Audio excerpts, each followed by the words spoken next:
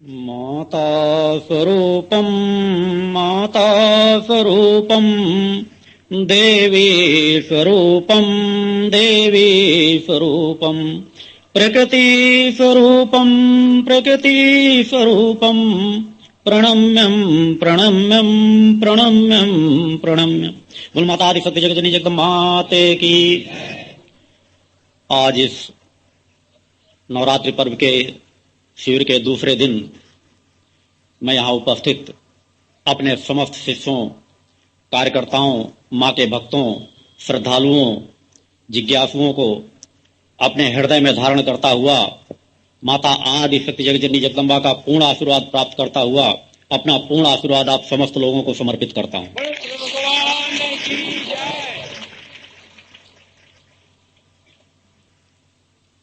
कल जिस तन्मयता से आप लोगों ने सायंकाल की आरती की, जिस तन्मयता से आप लोग एकाग्र चित्त होकर के बैठे रहे, यदि आप लोग जीवन में यह नियम अपने घरों पर भी अपना लें कि पूजन स्थान पर शांत चित्त होकर के बैठने का क्रम अपनाएं, एक जीवन में नियमितता हो, तो आप लोग क्रमशः उन स्थितियों को प्राप्त कर सकते हैं जिन स्थितियों को प्राप्त करने के लिए साधु संत सन्यासी भी टहलते रहते हैं। मैंने वर्तमान के जीवन की बात कह रहा हूं, उनके पास भी वह स्थितियां प्राप्त नहीं हो पाती, क्योंकि जहां तक मेरा मानना है, जहां तक मैं जानता हूं, जहां तक मैंने समाज को समझा है, आज वर्तमान के उन साधु संत सन्यासियों से जिस तरह के समाज में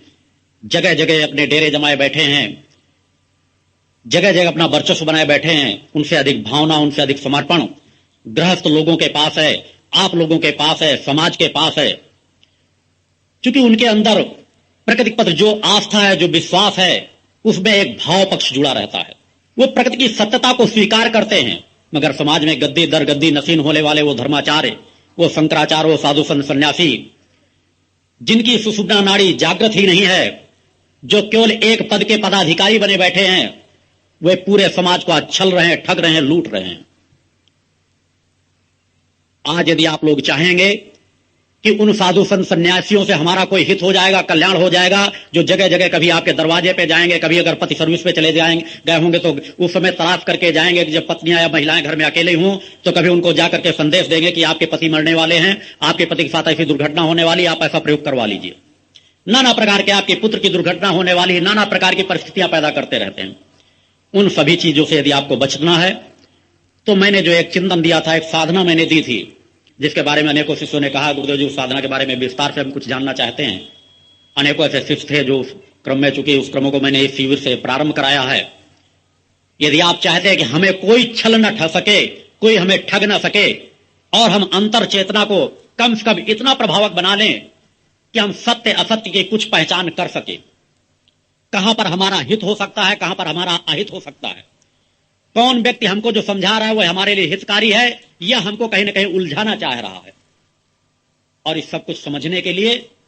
आपको केवल मेरी बताई हुई साधना को अपनाना है, जो मैंने कल बतलाया था कि ओम और मां और ओम, इन दो बीज मंत्रों में सभी वेदों पुराणों का सार समाहित है, सभी तंत्र मंत्र यंत्रों की शक्तियां समाहित हैं, समस्त लोगों का ज्ञान समाहित है, मानव के शरीर की समस्त क्षमताएं इन दो बीज मंत्रों से जुड़ी हुई हैं। यदि आप लोग करने का प्रयास करेंगे, केवल यदि एक कान से सुनेंगे और दूसरे कान से निकाल देंगे, मैंने बार बार कहा तुम मुझे मानो या न मानो, यदि मेरे विचारों पर अमल करोगे तो कोई दुनिया की ताकत तुम्हें छल नहीं सकेगी, ठग नहीं सकेगी, लूट नहीं सकेगी। बोलो गुरुदेव भगवान की जय। यह प्रकृति का जो मूल शब्द है, जो सर्वप्रथम प्रकृति के कण कण में, इस लोक में, अनंत लोकों में जो मूल बीज शब्द है, वह मां शब्द है। आप स्वतः देखते होंगे एक पशु पक्षी, एक जानवर का भी जब बच्चे का जन्म होता है तो उसका जो उच्चारण का स्वर रहता है उसमें मां में वातावरण नजर आता है। किसी भी जानवर के देख ले, मैं इंसानों की बात तो नहीं करता, इंसानों में तो सबसे पहले बच्चे मां शब्द कहना सीख ही लेते हैं।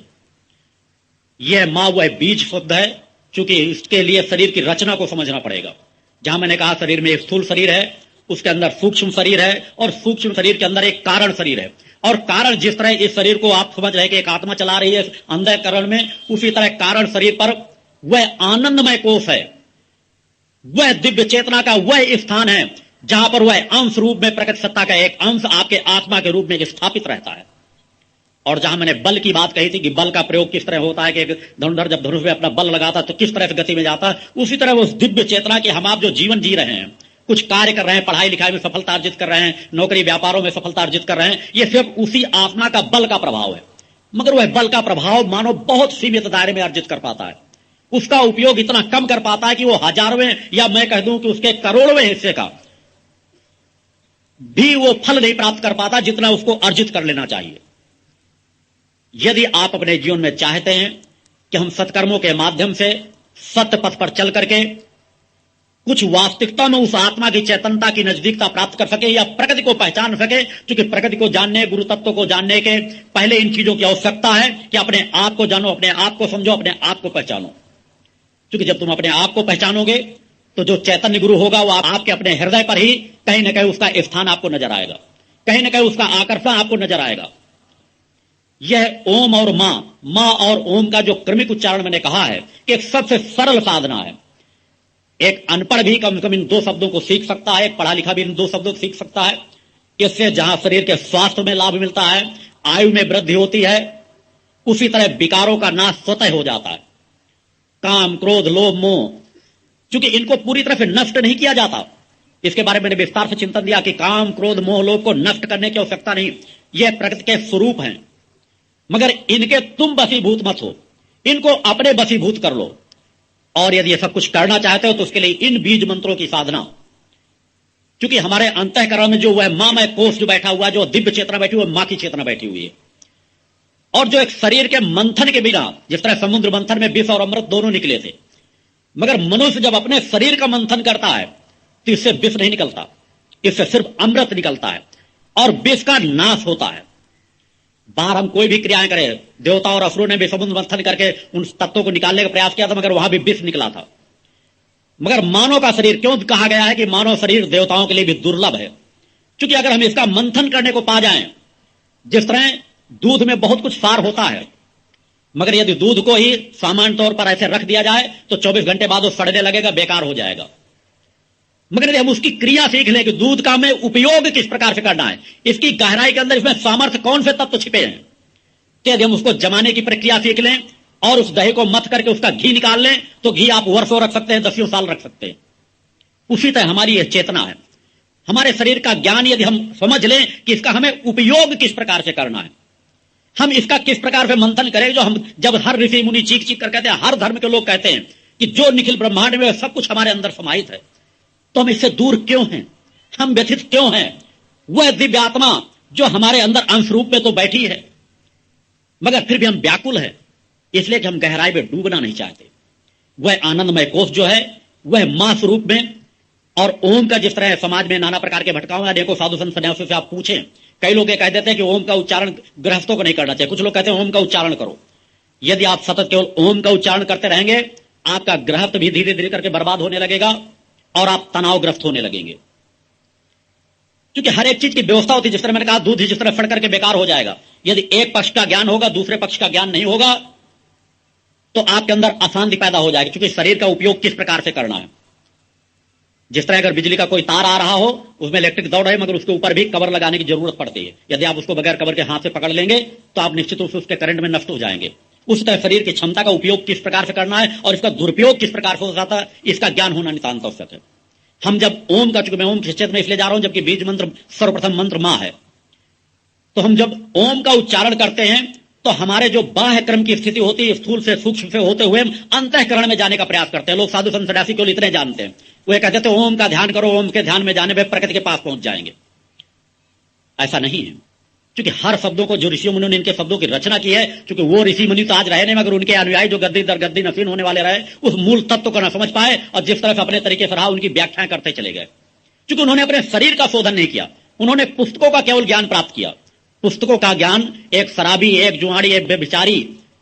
एक हत्यारा भी उन पुस्तकों का ज्ञान पढ़ सकता है, रट सकता है, उनको दूसरों को सुना सकता है, मगर उन पुस्तकों के शब्दों के बीच छिपा हुआ सार, छिपा हुआ ज्ञान, छिपा हुआ भाव, ये वही समझ सकता है जिसने अपने शरीर को शोधन किया हो, जिसने तीनों चक्रों को समझने का प्रयास किया हो, जिसने स्थूल शरीर के भी ज्ञान को प्राप्त किया हो, जिसने सूक्ष्म शरीर के भी ज्ञान को प्राप्त किया हो, जिसने कारण शरीर को भी ज्ञान को प्राप्त किया हो और अंतःकरण में जाकर उस आनंदमय कोष में तृप्ति में डुबकी लगाई हो, उस प्रकृति के चरणों सत्ता के चरणों का स्पर्श किया हो। हिंदू हो, मुस्लिम हो, सिख हो, ईसाई हो, इस क्रम से सभी लोग अपनी आंतरिक चेतना को जागृत कर सकते हैं। जब हम मां का उच्चारण करते हैं तो मां वह आनंदमय कोष है। आनंदमय कोष से मां का उच्चारण करने का तात्पर्य होता है हम आनंद में, क्योंकि जिस समय मां का उच्चारण के समय ध्यान करना चाहिए कि हमारे अंतःकरण से मां कहकर बाहर की ओर अपनी शक्ति को खींच रहे हैं, क्योंकि भाव पक्ष से ही सब कुछ होता है, भावना के बसीभूत ही सब कुछ है। आप समाज में जिस तरह के भाव आप बनाएंगे उस तरह से आपका शरीर तत्काल कार्य करने लगेगा। आप वासनात्मक भाव बनाते हैं, आपका शरीर वासनाओं से रत हो जाता है तत्काल। आप किसी के प्रति बहन बेटी का भाव लेते हैं, उसी तरह की भावनाएं आपकी तत्काल बन जाती है। आप किसी के प्रति शत्रुता का भाव लेते हैं, तत्काल आपके शरीर में क्रोध जागृत हो जाएगा, क्योंकि भाव पक्ष में ही सब कुछ छिपा हुआ है। तो हम जब हमारे अंदर वो भाव होना चाहिए जिस समय मां का उच्चारण करें, मेरुदंड को सीधा करके बैठे, किसी भी आसन में बैठ सकते हैं। शरीर में तकलीफ हो रही तो आसन बदल भी सकते हैं, उसमें व्यथित होने की ज्यादा जरूरत नहीं, कभी भी जब अपने घरों में करें। और ध्यानस्थ होकर के आप कुछ नहीं कर सकते, अगर ज्यादा आपके अगर चाहें तो सस्वर कर सकते हैं। सस्वर करने में आपको थोड़ा, जो कई बार समाज के लोग या आसपास के आस पड़ोस में ऐसे रहते हैं कि लोग कहेंगे ये क्या हो रहा है, तो आप अंतःकरण से मानसिक भी कर सकते हैं, अपनी वायु के अनुसार जितना खींच सके।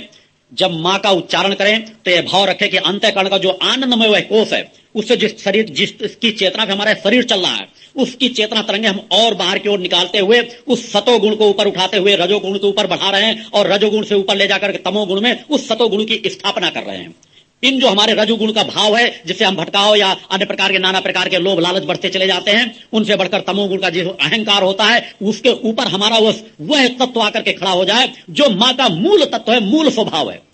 जो सभी इन काम क्रोध लोभ मोहों से परे है, दिव्यात्मा है, चैतन्य है। तो जब उसका हम उच्चारण करें तो वह हमारे अंदर उस प्रकार का भाव होना चाहिए कि हम अंतःकरण की अपनी ही शक्ति को, जो हमारे अंदर बैठी है, उस शक्ति को हम बाहर निकाल के अपने रोम रोम में समाहित कर रहे हैं और रोम रोम से बाहर की ओर बढ़ाने का प्रयास कर रहे हैं कि वो चेतना तरंगे हमारे मस्तिष्क से होते हुए हमारे पूरे शरीर को चैतन्य बना दें। और जब ओम का उच्चारण करते हैं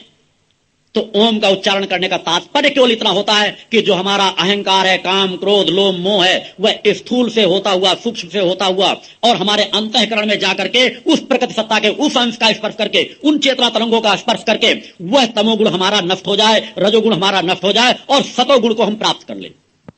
मूल चिंतन इन दो बीजों में यह छिपा हुआ है।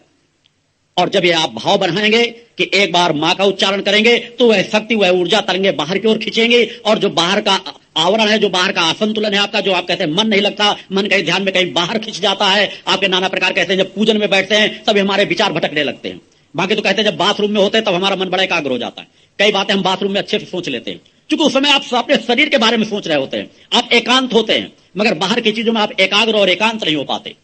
अतः जब आप ओम और मां का उच्चारण करें तो यह उच्चारण क्रम में नहीं होना चाहिए, एक भाव होना चाहिए कि हम अपने शरीर की नाड़ियों को, जो जड़ नाड़ियां हैं, क्योंकि मनुष्य जब तक अपने शरीर की जड़ता को दूर नहीं करेगा, जड़ता से ही हमारी आयु पर फर्क पड़ता है। क्योंकि शरीर की जो हमारी जड़ता यदि बढ़ती चली जाएगी तो हमारी श्वास की गति पर विपरीत असर पड़ेगा। श्वास हमारी जल्दी जल्दी चल रही होगी, हमारी श्वास गहराई से जाकर के जिस प्रकार को श्वास को यदि अंतःकरण तक उस बिंदु को स्पर्श करना चाहिए और उस बिंदु से ऊपर की ओर उठना चाहिए, यदि वह प्रक्रिया शुरू हो जाए तो आपकी अंतः चेतना की जो जागृति है, तरंग है, वो कई गुना ज्यादा कार्य करने लगती है। मगर धीरे धीरे मनुष्य जड़ होता चला जाता है, जड़ता आती चली जाती है। इसलिए यह साधना, यह योग क्रिया, यह एक महत्वपूर्ण क्रम जिसमें योग भी जुड़ा है, ध्यान भी जुड़ा है और मंत्र की शक्ति भी जुड़ी है। उसको एक वृद्ध भी कर सकता है, एक वह व्यक्ति कर सकता है जो जरूरत से ज्यादा वृद्ध हो चुका है, और एक जवान भी कर सकता है, एक बच्चा भी कर सकता है,